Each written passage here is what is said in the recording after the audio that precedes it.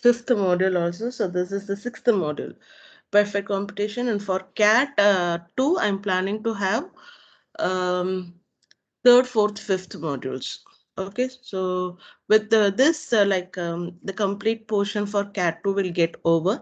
And after that, I said, no, like a break even, there are some problems like the numericals. I will teach that numericals also, because like knowing extra is not a mistake, in fact. So that we will see in the next class. So I just want to finish it, the portion, and then continue with. That's the reason. Okay, so today we are going to see the perfect competition. So perfect competition, the characteristics we'll see, and how the price output are determined here, and how our profit loss position will be seen. So all these things we can see now. Okay, so yeah, so here is.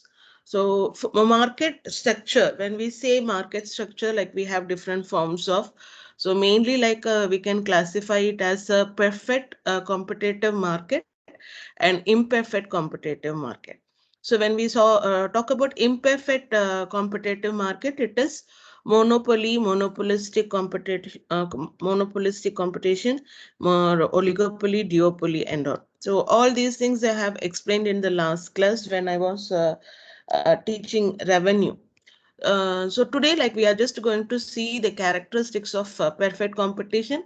All is imperfect we will see after CAT 2. Okay.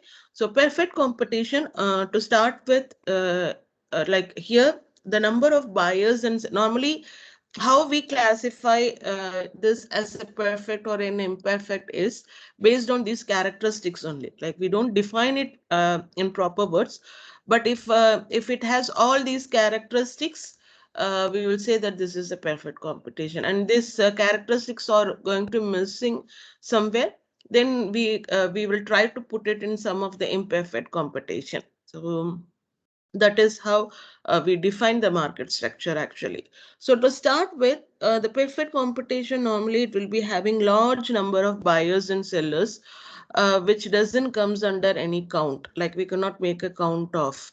So there will be large number of buyers and sellers. So we can say that there will be an industry, and under the industry there will be a lot of firms. So again, I have said about this one also, like how we define industry is when 1,000 firms put together, they form an industry. Or like if you want to define what is firm, a per unit, uh, like an unit in an industry, we call it as a firm. So this is how we define it. So both are defined mutually. And here there will be large number of buyers and sellers. Everyone knows like what is happening in the market. So we cannot make a count of, and that is the very first characteristics. Second one is freedom to entry and exit of firms. So if you wish, you can enter into an industry. If you don't like it, you can exit the industry. So don't like it in the sense, like if you are not able to um, get a profit, then you can exit. Why? Because here the price is going to be fixed by the industry, not the firm. Like as a firm, you don't have any rights to fix prices in a perfect competitive market.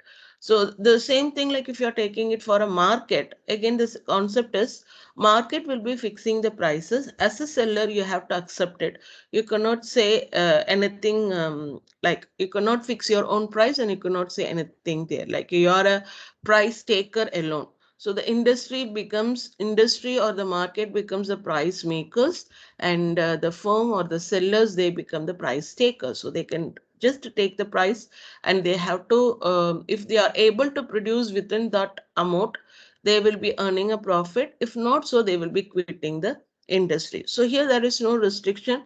Anyone can come into and anyone can exit. Like even a normal person somewhere in some rural area, like if he thinks to do that one, then he can do it. No rules like you should get a permission, or you should not do this one, nothing like that. But in a monopoly type of market, there will be restriction. You cannot enter. Only one seller will be there, and you cannot enter into the market without consulting that particular person.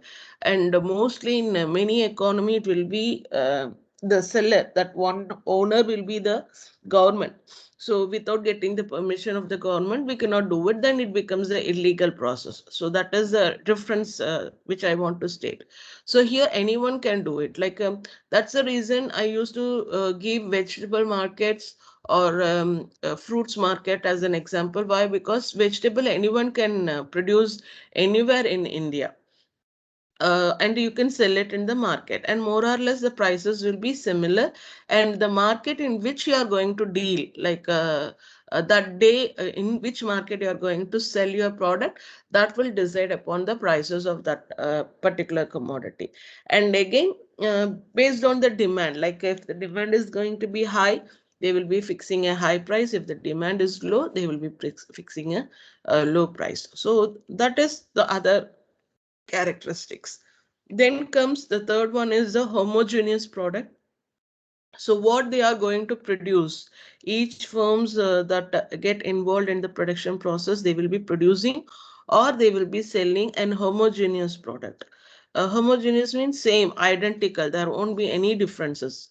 Even in the taste, color, like you cannot find a difference. Same product will be dealt by all the firms or all the sellers, those who are going to deal with that particular product. So here homogeneous product plays an important role in a perfect competition. But other than that, like there will be a product differentiation playing a role. Like for that only, I used to say in modern world, if you take any product, that will be having a product differentiation. It is not homogeneous product. So product differentiation plays an important role in an imperfect market condition, whereas in a perfect competition, it is homogeneous, same product. Okay, then absence of artificial restrictions. That is what I said, no restrictions will be there in an imperfect market condition. If it is a monopoly, only one can be there, no one else can enter into it. If it is a duopoly, only two people should be there, no one else can enter into it. So monopolistic means they should make a product differentiation, and they should advertise, and they should sell their product. But likewise, like there won't be any restrictions here. So everything is very clear. The conditions are very clear, and it is known to everyone. That is, the price will be fixed by the market only. That is based on the demand and the supply condition that is prevailing in the market on that particular day or particular time. The time differs, like it can be that particular day or that particular week or that particular month, anything like time, it differs. But at a particular time, what is the demand and supply, that will fix the prices. That has to be accepted by everyone, and there won't be any discrimination happening there. There won't be other types of restrictions, whatever that we will be seeing in imperfect market condition, that will not be present here. So it is a very clear market. So there is no artificial restrictions here, no restrictions, in fact, not even to define it as an artificial, but there won't be any restrictions. Anyone can come and go, but only point is that the market will decide the prices. And here the profit maximization is the main goal. So anyone coming into, like they will be working for profit maximization. So they cannot work like no other aims will be there. Only the profit motivation will be there. And perfect mobility of goods and factors happens in a perfect competitive market. Goods means commodities, you know that one. Factors means the inputs that is being used in the production process. All these are perfectly movable from one place to another place. So there is no restriction. That what we believe in it. This is the reason why we tell that in modern days, like we don't have a example of a perfect competitive market. So this is one of the important reason. And then a perfect knowledge about the market condition, that what I said. So everyone knows about, like, what is the process, what is the price, how much is being bought and sold, like what is the supply available at that particular time. Likewise, everything will be known to everyone, not only to the seller or the firms we are talking about. The consumers, the buyers, they will also know about like what is happening in the market. It is a free market, open market. Everyone knows about it, everything, and there will not be anything hidden here. And it is common for everyone, and common for everyone in the sense even the prices would be the same for everyone, those who are coming and purchasing on that particular time. But if it is a monopoly will be having a price discrimination concept. So that and all will not be here. Like it is very open and clear to everyone. And there is, we believe that there is an absence of transportation cost. Why? Because transportation cost will increase the uh, price actually, because like transportation cost has to be included into it, so it will increase the prices. That's why they believe that there is no transportation cost. So again, this is also one of the reasons why we are not able to say any examples from the real world. Why? Because anything that involves it, it has a transportation cost. But why I am giving again vegetable market as an example, because they will be in the nearby places only. So the cost, the transportation cost will not be as like it will not have a higher influence on the prices. Okay, that's why I'm giving this local market, local vegetable markets as an example. And there is an absence of selling cost. As I said, like in a monopoly, you're making a product differentiation, no? Like a product differentiation, it can be just bringing changes in the color, in the taste, or in the packages, and you will be just putting it as like you have to sell it by some sales promotional activities. And one of the important one is the advertisement. And like advertisement cost very high amount of money is being invested on it. So what happens is those will be added in the prices of the commodity. So that is the modern world technology. But in a perfect competition, what they say is that there is no need of selling cost. Why? Because they are going to deal on an identical homogeneous product only. So there is no need. Anywhere you go, the same product is going to be available for you. So there is no need of selling cost, and it doesn't influence us. So same, the example, like if you take for the normal local vegetable markets, they are not advertising. They will not advertise that today a tomato is 10 rupees per kg. Today onion is 100 rupees per kg. They will not make any advertisement. If you go to the market, it will be visible for you, openly visible for you. That is the concepts. So there won't be any selling prices in a perfect competition, whereas in an imperfect, you will be having selling prices. So these are the characteristics of the perfect competition. Imperfect, we will see later on. Why? Because that is the seventh module. Okay, but the content will be available here. But until this, like 9 points, 9 characteristics of perfect competition, you can put into it. And if you have any other examples also, you can take it as an example. But if this characteristics doesn't suit to that particular type of market, then they are called as a imperfect market condition. So this is the characteristics. So how a pricing will be done here? So that is what we are going to do. See now, pricing and output determination. So this I have already said, like even when I be talking about the revenue, I said how the pricing has been done. Okay, so there will be two panels, panel A and panel B. And this panel A is the industry or the market. Okay, so I have already said about that one also. This is industry or the market. And panel B will be of firm. We will define this as a firm or the sellers. So anything can be. So we have two panels. So what this industry or market will do is that they will like analyze the demand for that particular product during a particular time. Okay, so what is the demand? They will make an analysis, and what they can supply, like or what is the uh, like for various prices, like what is they are willing to supply. That is the supply curve. So they will take their own supply curves and they will see where they are reaching the equilibrium point. So market equilibrium will be taken. So this is the market equilibrium point. So market equilibrium, once the market equilibrium is reached, we can determine the output. So this is the output. So OQ amount of output this industry decides to supply to meet the demand which is going to be generated in the market. So this is the quantity and this becomes the prices. So at this equilibrium point, they will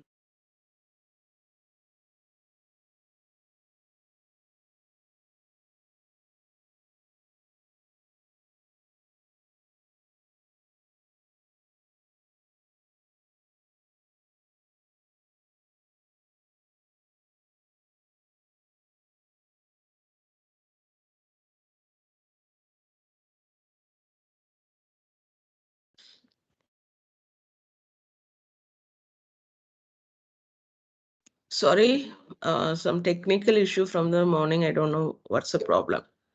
Um, can you hear me now? Okay. Yes, Yes, ma'am. ma'am. So yes. Okay. So this is a quantity which has been decided by the industry. So for example, if the industry decides like 1,000 units of, okay, units or 1,000 kgs of onion or potato, they are going to supply on that particular day. So this would be the thing. And for this 1,000 unit, the price fixed as is 30 rupees.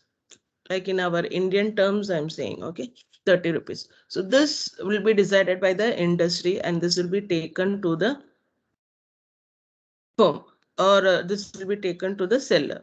So this price becomes constant for them. So this becomes the price line. So we can call this as a price line or a demand curve or a AR curve or an MR curve. This one also we have already seen. So this they will take it as their price.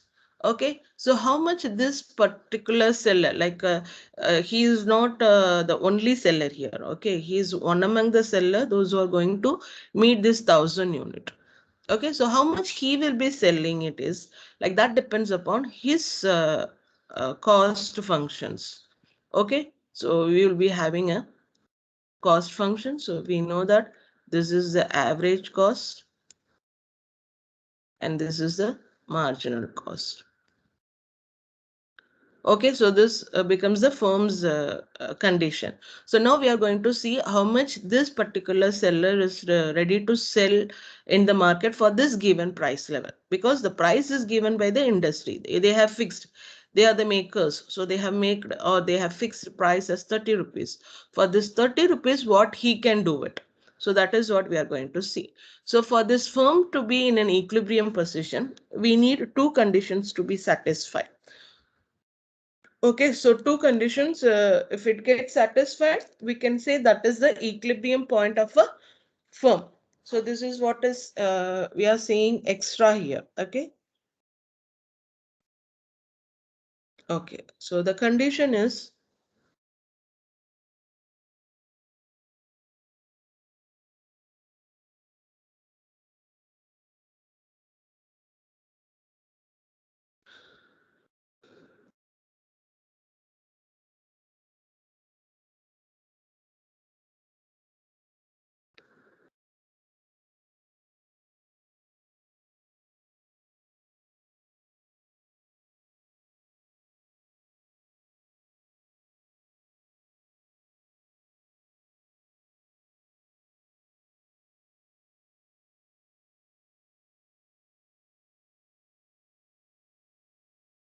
okay. So these two conditions you have to get satisfied. So the very first one is MC should be equivalent to MR and MC should cut MR from below. Both the conditions should be satisfied. So here we know, so this is nothing but the price line. This is the average cost AR line and this is the MR line. All the lines are this one only in a perfect competition. So this equilibrium condition we have to determine. So here you can see that this is the equilibrium point where MC, this is MC line, no curve, MC cuts MR. Okay, so this becomes the equilibrium of the firm. So we have to see the second condition also. MC cut MR from below. From below it is cutting and going up. Why this condition? Because like normally if you take the relationship between AC and MC, it will be like this only.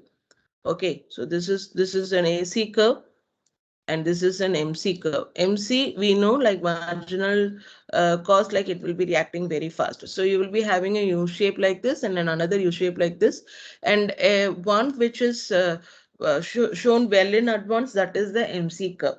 So if I take this as my price line, okay, if this is my price line in a perfect competition, or this is my marginal cost or average cost, or sorry, revenues, marginal revenue or average revenue. So this will be the line, no? So horizontal straight line. So if I take the condition of MC being equal to MR, this is MR curve. So MC being equal to MR, so you will be having 2 points. So this is also MC equal to MR, and this is also MC is equal to MR. So which one to consider? So there was a doubt. So for that only they have given as a second condition or rule that MC should cut MR from below. So here if you take MC is cutting MR from above. From above it is cutting and coming down. So here it is from below it is going up. So this is the equilibrium point actually. So for this only we have this two condition. But again, like not to confuse with like many economists, they have stopped using this portion of MC. So you can see that MC will be drawn like this only. Okay, not to get confused with. So just with 1 point we can go, no, MC should cut MR. That's all. Okay, but actually speaking, it will both will be a U-shaped curve only.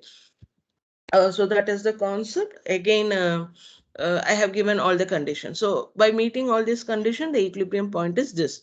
So this E is the industry's equilibrium point. This E is the firm's equilibrium point. So just to have a like difference. Okay, so you have it as E dash E1 something. Make to when while you are explaining it, you should be clear in doing all these things. So when this becomes the equilibrium point, it means that with this given price level, this particular firm or seller is able to sell this amount of output. So this output will be 100 units or something like that. Okay, this is industries. Okay, this is individuals. So here it is 100 units. It will not be 1000 units. So likewise, there will be some other firms also which will be working on and they will be selling it. So again, that depends upon their own cost. Like revenue is going to be the same, but their own cost function they will decide upon. So this is how price and output is determined under a perfect competitive market. Okay, if there is going to be a question on that, you have to explain this diagram in this way. Okay, so that is more important. So apart from this, like there was a one statement like free entry and free exit. So while explaining that, I said like if you are not getting a profit, you will quit. So what is that? That we will see now. So here the same diagram, this is one time you take it for price output determination. Okay, so please have a note of this. Technical problem here.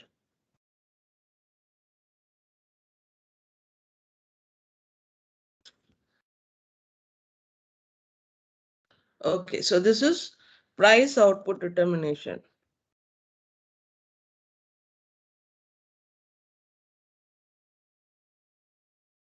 So this is one, like it is over.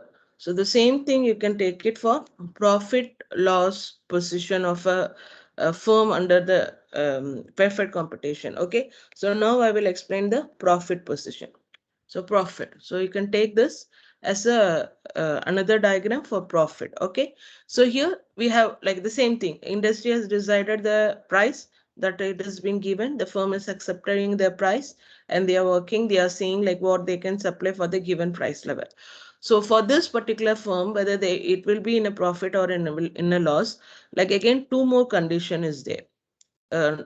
Like not two more condition, like these are the condition to check whether it is a profit or loss. So they, like, you have to compare average cost and average revenue. If average cost is greater than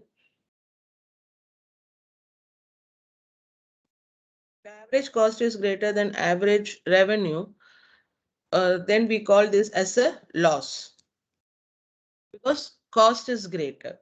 And then if the average cost is less than average revenue, that is average revenue is greater here. Revenue greater means it is a profit position. Or sometimes you can have a concept like average cost equivalent to average revenue, and which we call it as no profit, no loss position.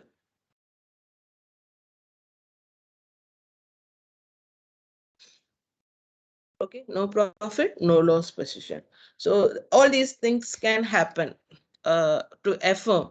If it is going to be a profit, they will be there in the business. If it is, even like if they are having a no profit, no loss, like whatever it is spent on, they are getting it. They will be working there. They will be sustaining in the industry. Why? Because in future, like they can adjust with the cost, like they can work on it and they can adjust the cost and they can get a profit, so they will be there. But all those who are going to get a loss or facing a loss, they will not be there. They will exit the firm. So this is what happens in a perfect competitive market. So this condition you have to see. So this condition you have to check it at that point of equilibrium level only. Okay, so this is the equilibrium level. We have drawn this. So this becomes your average revenue. So at this level, what is the average cost? So average cost is this point. So mark some, give some value here. So this becomes your point. So at this point, if you see, revenue is E1Q and cost is SQ. So here revenue is greater than the cost. So you can see revenue is greater than the cost. So it is a profit position, and this is per unit profit. E1S is the per unit profit. But as he is selling 100 unit, what will be his profit? If you want to see, you have to drag this point until this. So this becomes the profit position of this particular firm. So as he is there or as this particular person is enjoying a profit, he will be there in the business. He will be doing that business throughout. So this position, we call it as a profit. In the same way, like if you want to see how a diagram will be there for a person who's facing with loss, for that again you can have a panel. Okay, panel A, panel B. Uh, Please always have a panel A and panel B. Why? Because it is industry which decides, not the firm. So that you have to keep it in mind. So the industry's equilibrium point is this. As I don't have a proper tool, I'm doing this, but please, while you are drawing, mark all these things and do it. Okay, uh, name it properly, otherwise it will be wrong. So this price is being taken here. So this firm actually is not in a profit position. So how it will be means, this will be the marginal cost and this will be your average cost. Okay, so this is the average cost and this is the marginal cost. So again, same condition, and like this is the average revenue and the marginal revenue, so that you can take it on. Okay, the equilibrium condition is MC should cut MR from below and they should be equal. So this becomes the equilibrium point here. Okay, for a loss position. So you can mark it as E2. So this is the output which it can supply.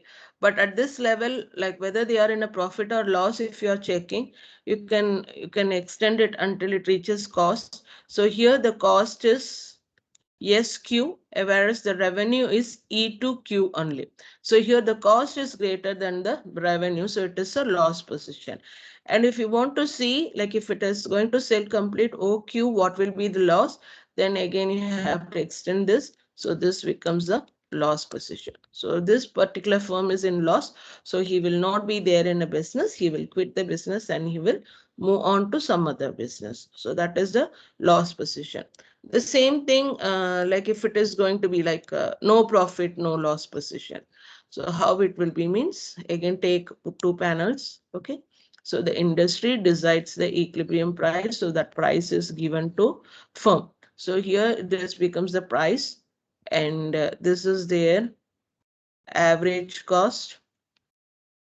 Okay, so this is their average cost, and this is their marginal cost. Okay, so marginal cost equal to marginal revenue. This is the equilibrium point. I'm drawing this as an equilibrium point. So this firm will be supplying OQ amount of output in the industry. So here it will be like you can see that average revenue, average cost, marginal cost, all are same. So which means that there is no profit, no loss. So this is the no profit, no loss position. And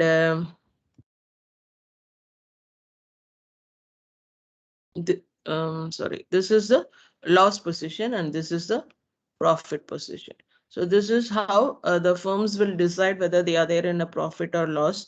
And based on that, like we can say whether they will be existing in this industry and doing the business or they will exit. So this is that one condition, free entry and exit. So you can just come, you can do a business and see if it is a profitable, you can do it. If it is not, then you can quit the market. So any local product like local vegetable market, I said as an example.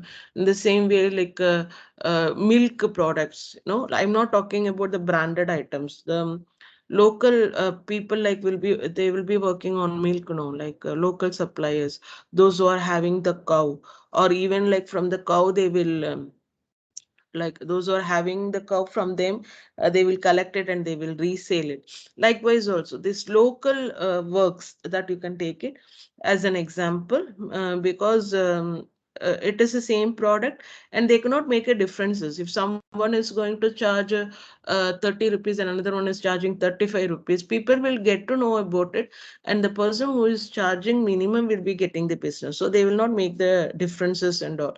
So automatically this rule will be implemented there. So something like that. Okay, so these are the examples, but actually speaking, we cannot get a very proper product to define this perfect competitive market.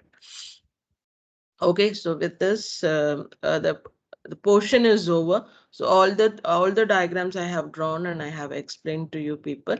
Um, the material also I have uploaded. You just to go through it. But I'm having a doubt whether it is having the diagrams and all. I will check it and I will upload that relevant related material also. Go through it. Any doubts if you have, we will discuss in the next week, because Tuesday you don't have the class, so most probably we'll be meeting on Thursday. So whatever the doubts you have, we will discuss there, and if possible, we will handle that break-even numericals also. Okay, is that okay? Is the concept clear, or if you want any other clarification?